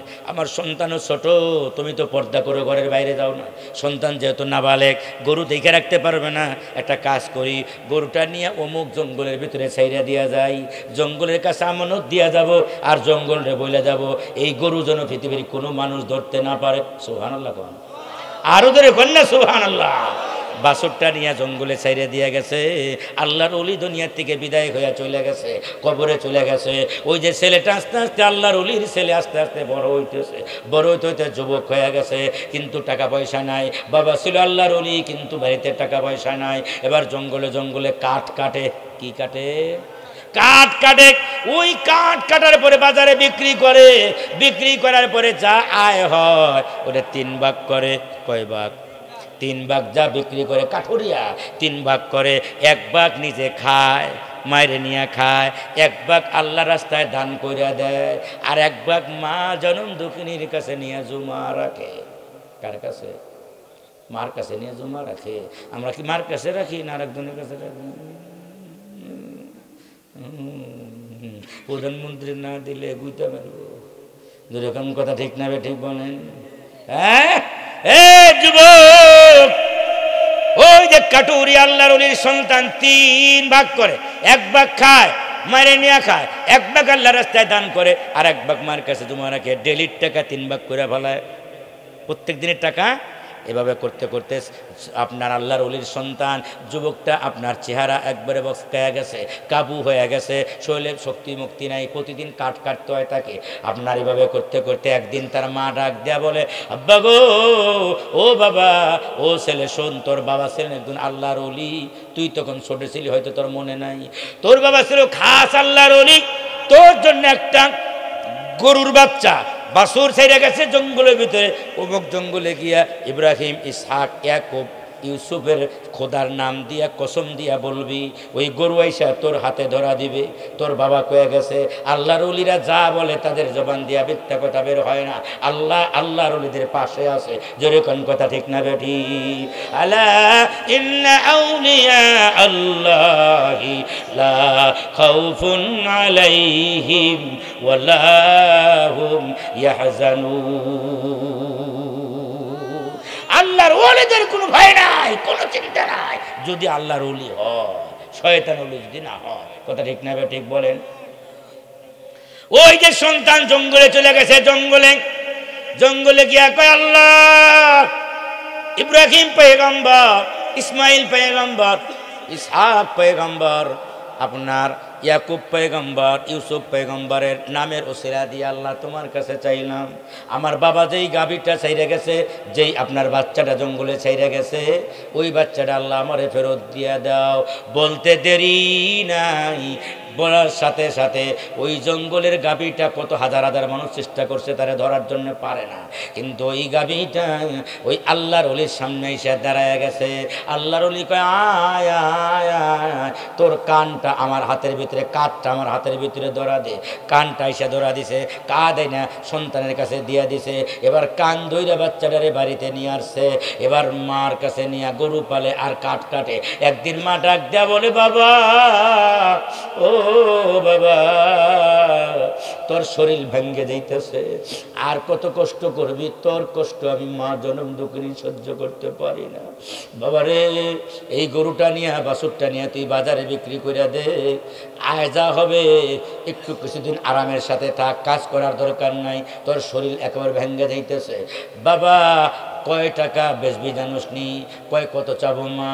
কয় 3 টাকা দাম চাইবা, 3 দিরহাম, 3 দিরহাম দাম চাইবা, কিন্তু শর্ত হইল আমার মশওরা ছাড়া, আমার অনুমতি ছাড়া কিন্তু তুমি বিক্রি করতে পারবা না। বাজারে নিয়ে যাও গাবিটা, বাজারে নিয়ে যাও। ওই দিক দিয়ে ওই যে বনি ইসরাইলের লোকজন পাগল হয়ে গেছে, হন্য হইয়া গরু খুঁজে, মৃত্যু লোককে চিন্তা করতে হইব, কিন্তু ওই রকম গরু পায় না। মনে আছে তো আপনাদের ঘটনাটা? এবার এই আল্লাহর ওলির সন্তান গাছ বাছুর নিয়ে বাজারে উঠাইছে, আর ওই লোকগুলো পাগল হইয়া বাজারে আইসা কয়, এই যে পাইছি গো, আল্লাহ যেভাবে কইছে মুসার আল্লাহ ওইভাবে পাইছি, আল্লাহ যা কইছে তাই হুবহু মিলে গেছে, গরুটা কিনতে হবো যত টাকা লাগে। এই কয় টাকা? কয় 3 দিরহাম। কয় 3 দিরহাম না, তোমার গরুর দাম 6 দিরহাম। সুবহানাল্লাহ। কয় দিরহাম? 6 টাকা। চাইছে 3 টাকা, ক্রেতায় কয় 6 টাকা। দাও তাড়াতাড়ি গরুর রশি দাও। এবার ছেলে ডাক দেওয়া কয়, না মায় কইছে মার অনুমতি সারা জিন্দিগিতে আমি পথ চলি না, আমি কোনো কথা বলবো না, কোনো কাজ করি না মার হুকুম ছাড়া, মার অনুমতি ছাড়া আমি বিক্রি করতে পারবো না। 6 টাকা দিল। আগে যাই মার কাছে শুনে আসি। মার কাছে গেছে, মা এমন পাটি পাইছি, পাগল পাটি, আমি চাইলাম 3 টাকা, 6 টাকা দিয়ে গরুর রশি টাইনে নিয়ে যায়। মায় কয়, রে বাবা বেচবি না, এই গরু সাধারণ কোন গরু না, আল্লাহর ওলির হাতের গরু। আবার কিছুদিন পরে মায় ডাক দেয়া বলে, বাবা তোর শরীরটা ভাঙ্গিয়া দেয়, তুই দুর্বল হয়ে গেছস, আবার নিয়ে যা গরু, সাবধান, আমার অনুমতি ছাড়া কিন্তু বেচবি না। ও মা আজকে কয় টাকা দাম চাবো? কয় 6 টাকা চাবি, 6 দিরহাম, কিন্তু আমার অনুমতি ছাড়া বেচবি না। ওই যে পাগলের দল পুরা দুনিয়া ঘুরতেছে, গরু পায় না, আর ওই লোকরে জিন্দাও করতে পারে না, কুসাইরে জিন্দাও করতে পারে না, হত্যাকারী কে জানতেও পারে না। ওরা ঘুরতে ঘুরতে ঘুরতে ঘুরতে আবার বাজারে এসে, আজকে তোরে খাইছি, গরু তোরে নিতাম না, তোর শুদ্ধ খামোস। কয় টাকা? কয় 6 টাকা। কয় 6 টাকা না 12 টাকা দিমু।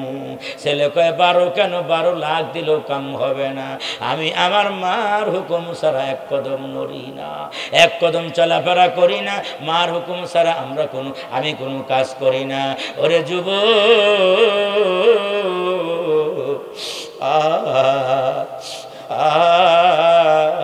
চাকরি করার পর্যন্ত, বিয়ে করার পর্যন্ত মা লাগে, বাবা লাগে, মা জনম দুঃখিনী ছাড়া হয় না। কিন্তু চাকরি পাওয়ার পরে এই যুবক আর তার মার কথা মনে থাকে না, বাবার কথা মনে থাকে না। যেরকম কথা ঠিক না বেঠি? আমি কোথায় যেন গেলাম, সম্ভবত সাতক্ষীরা, ওই এলাকার একটা ঘটনা শুনে আসলাম।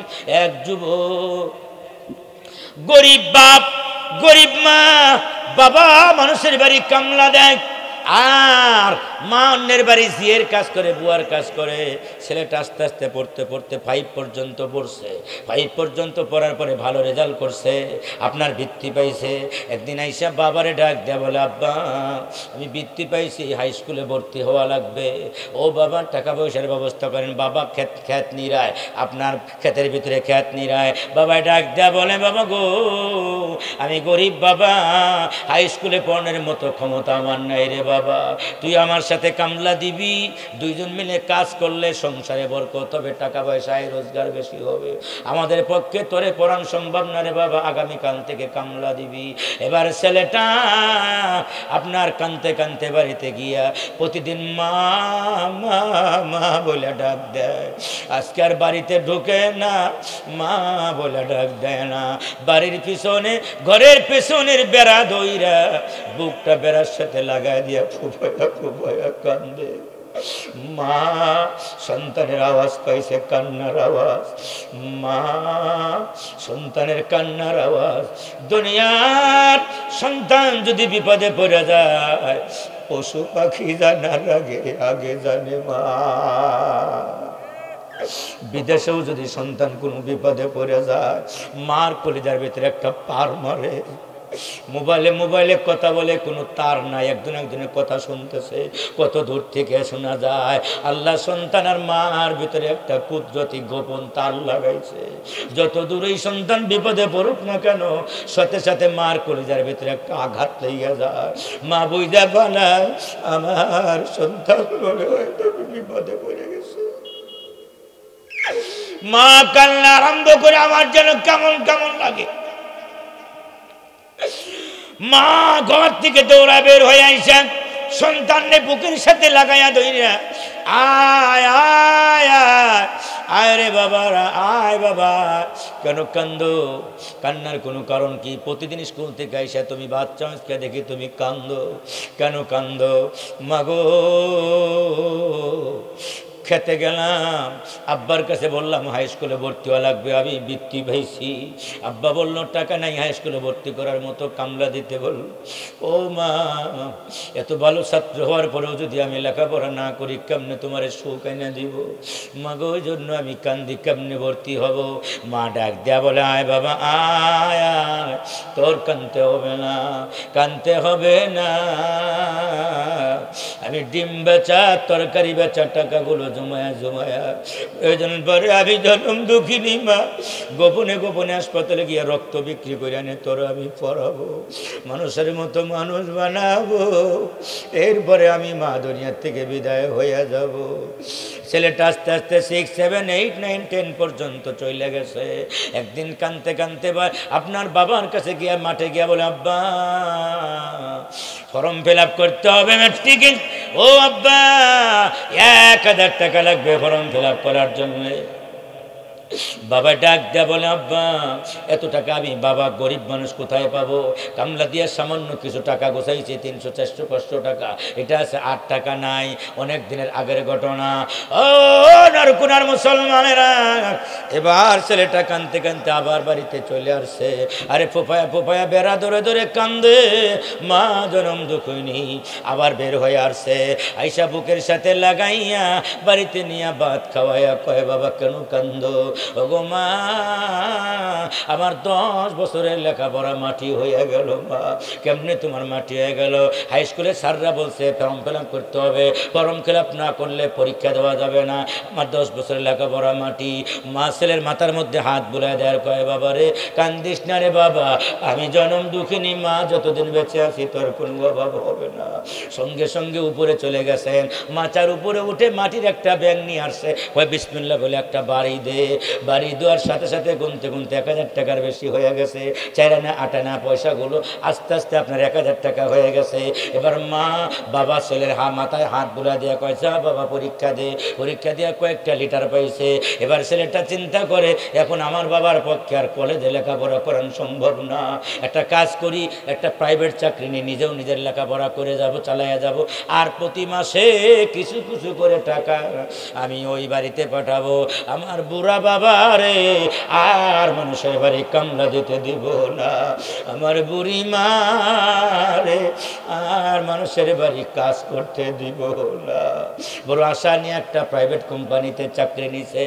কিছুদিন পরে মা জনম দুঃখিনী টেলিফোনে বলে, বাবা আয় আয়, আমার শরীরটা যেন কেমন কেমন লাগে, আমার যেন ভালো লাগে না, তোর চেহারাটা দেখতে আমার মার বড় মনে চায়, আমি যেন কবে মারা যায়, আয় বাবা আয় বাড়িতে আয়। ছেলেটা টেলিফোনে জবাব দেয়, মাগো আর কয়েকদিন পরে ঈদের ছুটি হবে, কেবলমাত্র চাকরি নিলাম, ঈদের ছুটি হলে বেতন বোনাস পাবো, তোমার জন্য অনেক কিছু নিয়ে আসবো মা, আর কয়েকটা পরে ঈদের দিন ছুটি হইলেই আসি।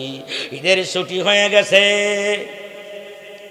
ঈদের ছুটিতে মার জন্য কাপড় চোপড় সব কিছু কিনে, বাবার জন্য কাপড় চোপড় কিনে বিকেশ বোঝাই করে যখন রওনা করেছে, গাড়িতে যখন পা উঠায় পাটা যেমন অবশ অবশ লাগে, শক্তি পায় না, কারণ ছেলের সাথে বা মায়ের সাথে একটা কুদরতি তার আল্লাহ লাগায় দিছে।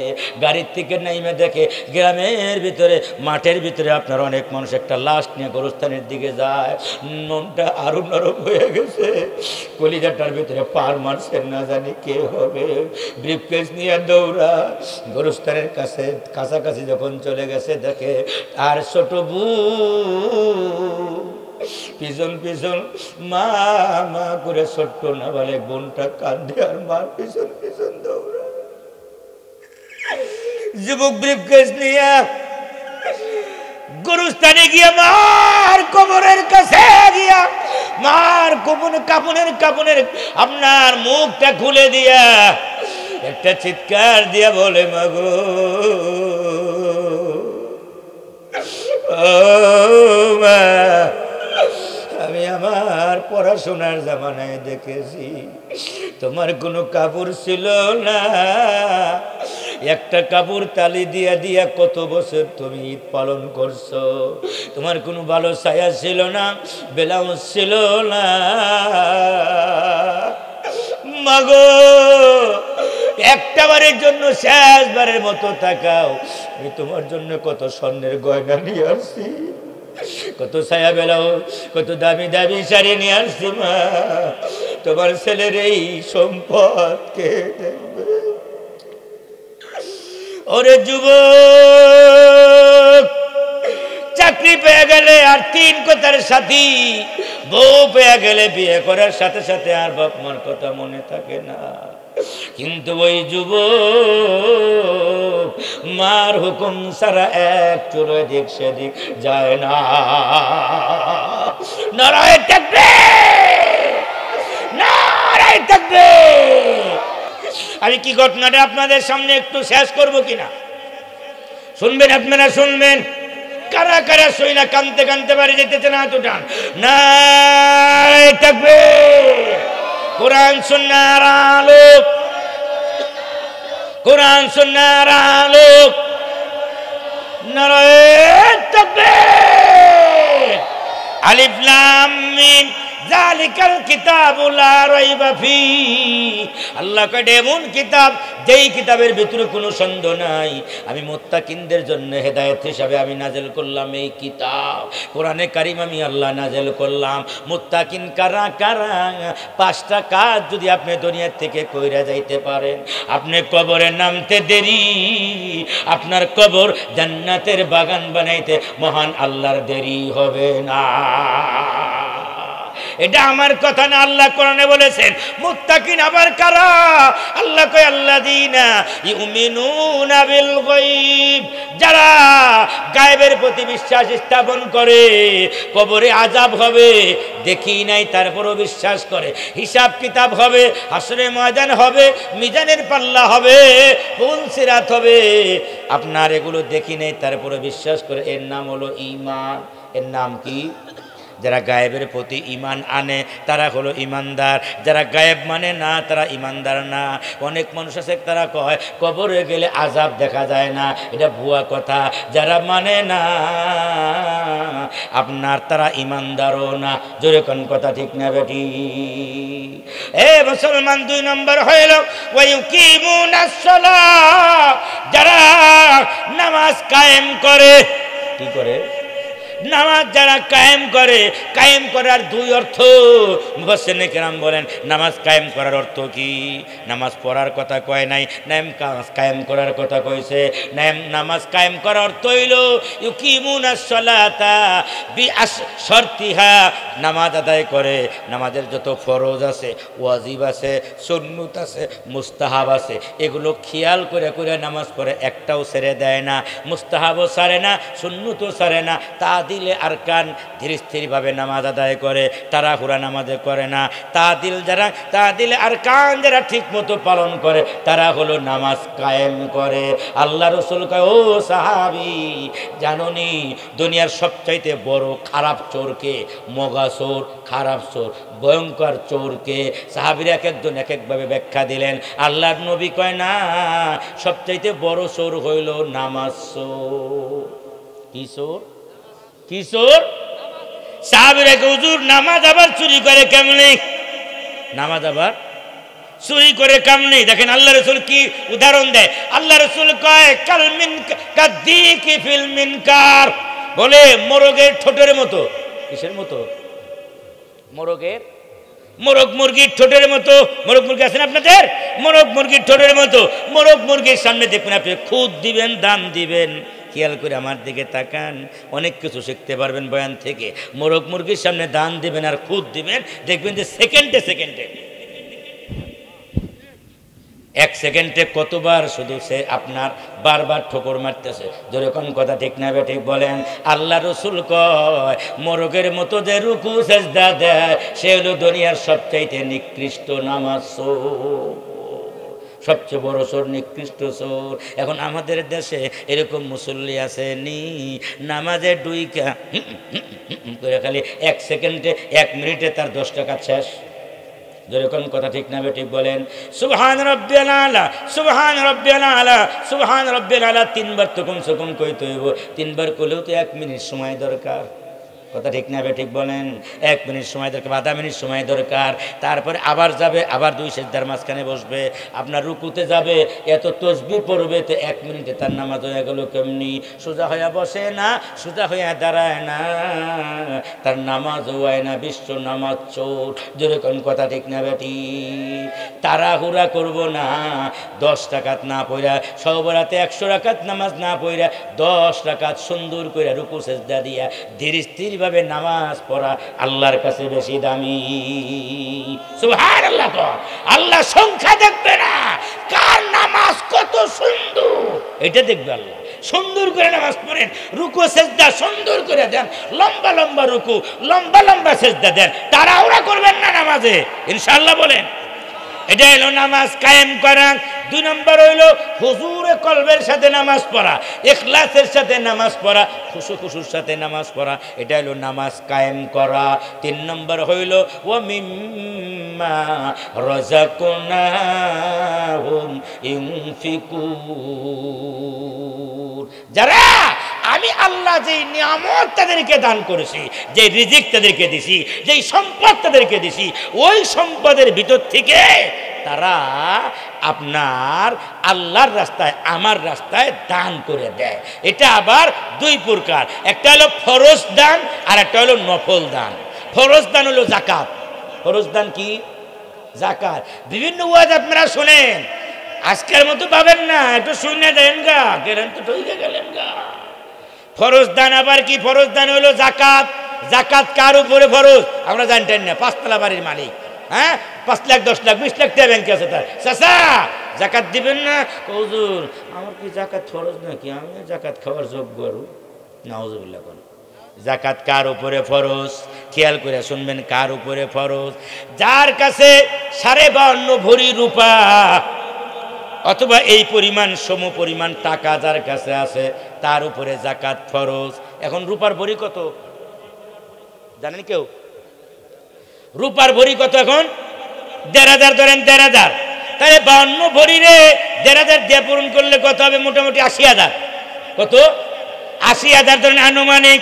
সারা বছর খাওয়া দাওয়া, বিয়ে শাদী, অসুখ বিসুখ সব কিছু করার পরে যার কাছে যে 80,000 টাকার মালিক, মাত্র 80,000 টাকা, তার কাছে টাকা জরুরি না, ব্যাংকে রাখছে, কর্জ দিয়ে রাখছে, হাওলাত দিয়ে রাখছে, অন্য জায়গায় দিয়ে রাখছে, যেভাবেই সে মালিক হোক না কেন, 80,000 টাকার মালিক যিনি, ইসলামের ভাষায় ধনী তিনি, তার উপরে যাকাত ফরজ। আর 80,000 টাকার মালিক না যিনি, তিনি গরিব, ইসলামের ভাষায় তিনি যাকাত খাইতে পারবে। এবার চিন্তা করেন, রিক্সাওয়ালারও তো 80,000 টাকা আছে না নাই? যেরকম আছে না নাই? রিক্সাওয়ালারও 80,000 আছে, লাখ লাখ আছে। এজন্য যাকাত সবার দিলে আদায় হবে না। যার কাছে 80,000 টাকা আছে তার উপরে যাকাত ফরজ। কতটুক দিবেন? 40 ভাগের 1 ভাগ। কয় ভাগের 1 ভাগ? কয় ভাগের 1 ভাগ? 1 ভাগ। আপনি 40,000 টাকার মালিক, 1,000 দিবেন আল্লাহরে, 39,000 আপনার। 40 লাখ টাকার মালিক, 1 লাখ দিবেন আল্লাহরে, 39 লাখ আপনার। 40 কোটি টাকার মালিক, 1 কোটি দিবেন আল্লাহরে, আর 39 কোটি আপনার। 40 ভাগের 1 ভাগ মানে শতকরা 2.5 টাকা। এটা আপনি বের করে দিবেন। যখন বের করে দিবেন, আল্লাহ কয় বাকি 39 ভাগ সম্পদ আমি আল্লাহ নিজে তোমার জন্য হেফাজতের দায়িত্ব গ্রহণ করে নে। সুবহানাল্লাহ। যাকাত যেই ব্যক্তি যত দেয় হিসাব করে করে, তার সম্পদ ততই বাড়তে থাকে, ততই বাড়তে থাকে। সুবহানাল্লাহ। এটা আল্লাহর কোরআনের ওয়াদা। সূরা তাওবার ভিতরে আল্লাহ ওয়াদা করেছেন যে আরে তোমরা যে যাকাতের উপরে, সুদের উপরে টাকা লাগাও বাড়ার জন্য, ওটা বাড়ে না। ওমা আতাইতুম মিন যাকাতিন তুরিদুনা ওয়াজহাল্লাহ ফাউলাইকা হুমুল মুযরিফুন। আর তুমি যে যাকাত, গরিব মানুষ হিসাব করে যাকাত দাও, মাত্র ৮০,০০০ টাকার মালিক, ৮০,০০০ টাকারে ৪০ ভাগ করে ১ ভাগ দিয়ে দিলে, ১ ভাগ দিয়ে দিলে ৮০,০০০ টাকা কত আসবে? ২,০০০ টাকা আসবে যাকাত। যে ৮০,০০০ টাকার মালিক তার ২,০০০ আসবে। দিয়ে দিলে দেখবা পরের বছর আমি আল্লাহ ১,৬০,০০০ বানায় দিছি, তারপরের বছর ২ লাখ বানায় দিছি, তারপরের বছর ৩ লাখ বানায় দিছি। আল্লাহর কসম, আল্লাহর কসম, আল্লাহর কসম, যদি কেউ হিসাব করে যাকাত দেয় তার আপনার সম্পদ বাড়তেই থাকবে, বিপদ আপদ থেকে মহান আল্লাহ আপনাকে হেফাজত করবে। আর যে যাকাত দেয় না খুব চালাক, হুজুর আমি যাকাত দেবো টুবো না, আমি কি এত চালাক নাকি, বোকা নাকি? যাকাত দেওয়াই লাগবে। ওই যে ফুরা যদি হয়, পুরা শরীরের বদ রক্ত জমা, ফতোয়ার কিতাবে আসছে ওইটা টাটাইতে থাকে, ওইটা গালায় দিলে আপনি বেঁচে গেলেন, না গালে একা একা গইলে দেবো গা। যাকাত যদি কোনো মুসলমান না দেয় ওই সম্পদ তার কাছে থাকবে না, ওটা বের হয়েই যাবে। কেমনি বের হবে? অসুখ হয়ে গেল, হাসপাতালে গিয়ে একদিনে ৫০,০০০ শেষ। ওই যে যাকাত দেয় না, একদিনে ১০ লাখ শেষ, ৫ লাখ শেষ, অথবা অ্যাক্সিডেন্ট করলো। এভাবে আপনার আল্লাহ যে কোনোভাবে নিবেই নিবে। অর্থাৎ আল্লাহর যে অংশটা ৪০ ভাগের ১ ভাগ, এটা বের হবেই হবে। আমি দিলাম তো পয়সা গেলাম, না দিলাম তো বের হয়ে যাবে, কিন্তু আমি আর পাইলাম না, হাসপাতালরা পাইল। যেরকম কথা ঠিক না ঠিক বলেন? আমি দিলে তো আমার আমল নামার ভিতরে আমার সম্পদও বাড়তো, আবার সবও পাইতাম, কিন্তু দিলাম না। যাকাত দেওয়া লাগবে, অসুখ হয়ে দেওয়া লাগবে, বিপদে ভরে দেবো গা, অমুকটাই দেবো গা, তমুকটাই দেবো গা, যাইবই, বাইর হবেই হবে। আল্লাহ আমাদেরকে যাকাত আদায় করার তৌফিক দান করে। নিয়ত আছে ইনশাআল্লাহ? আমার নিয়ত, আমি প্রতি বছর যাকাত দিই আলহামদুলিল্লাহ। আপনাদের কার কার নিয়ত আছে? ইনশাআল্লাহ এইবার থেকে নিয়ত, হুজুর ইনশাআল্লাহ আমি যাকাত দিব। আমিন বলেন। যদি আপনার ৮০,০০০ টাকা থাকে, উপরে ছেড়ে তো কথাই নেই, সর্বনিম্ন ৮০,০০০, তাহলে আপনার উপরে যাকাত ফরজ। এইগুলো ৩টা। ১ নম্বর গায়েবের উপরে ঈমান রাখা, ২ নম্বর নামাজ কায়েম করা, ৩ নম্বর যাকাত প্রদান করা, ৪ নম্বর আল্লাযীনা ইউমিনুনা বিমা উনজিলা ইলাইকা ওয়া মা উনজিলা মিন ক্বাবলিক। যারা হে রাসূল আপনার উপরে কোরআন নাযিল করছি, কোরআন যারা বিশ্বাস করে, আর আপনার পূর্বে যত আসমানি কিতাব আমি আল্লাহ নাযিল করছি ওগুলো যারা বিশ্বাস করে, এই হলো ৪ নম্বর। ৫ নম্বর হইল ওয়াবিল আখিরাতি হুম ইউকিনুন, আখিরাতের প্রতি যারা বিশ্বাস স্থাপন করে, উলাইকা আলা হুদাম মির রাব্বিহিম ওয়া উলাইকা হুমুল মুফলিহুন। আল্লাহ কয় এই ৫টা আমল যারা কইরে কবরে যাইতে পারে, তার কবরে নামতে দেরি, তারা সফল কাম। তাদের কবর থেকে আমি আল্লাহ জান্নাত পর্যন্ত, তার কবরে আমি আল্লাহ জান্নাতের বিছানা বিছায়া দেই, তার শরীরে আমি আল্লাহ জান্নাতের পোশাক পরাইয়া দেই, আমি আল্লাহ তার কবর থেকে জান্নাত পর্যন্ত সুরঙ্গ করে দেই। জোরে কন্যা সুবহানাল্লাহ। কয়টা আমল হইল? ৫টা আমল। আল্লাহ আমাদেরকে আমল করার তৌফিক দান করেন। জবান খুলে কন্যা আমিন।